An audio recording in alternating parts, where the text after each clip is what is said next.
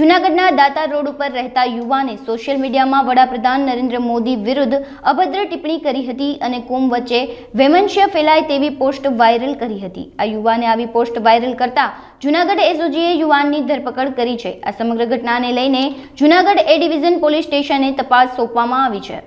I love my Junagadh નામના WhatsApp group અને ઇન્સ્ટાગ્રામમાં હૈદર ઇકબાલભાઈ કુરેશી નામના શખ્સે બે કોમ વચ્ચે વૈમનસ્ય ફેલાય તે પ્રકારની ધાર્મિક લાગણી દુભાય તે પ્રકારની પોસ્ટ કરેલ.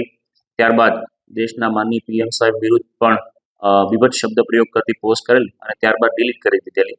આમ આઈપીસીની કલમ 153B, 505(2), 504 અને પુરાવાનો નાશ કરી 201 મુજબનો ગુનો દાખલ કરવામાં આવેલો છે.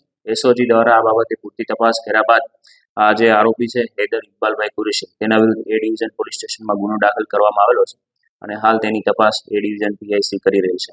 આ ગુનામાં બે કોમ વચ્ચે વૈમનસ્ય ફેલાય તે પ્રકારના આઈપીસીની કલમ 153B, 505(2), આ ઉપરાંત 504 અને પુરાવાનો નાશ કરેલ છે તો એ માટે 201 મુજબનો છે ગુનો દાખલ થયેલો છે.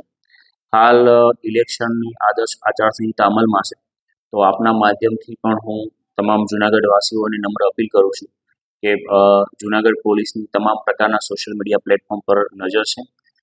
મહેરબાની કરી અને કોઈ ધર્મ, જાતિ, સમુદાય કે વચ્ચે વૈમનસ્ય ફેલાય તે પ્રકારની કોઈ પણ પ્રકારની પોસ્ટ કરશે તો તેમના વિરુદ્ધ કાયદેસરની કડક કાર્યવાહી કરવામાં આવશે.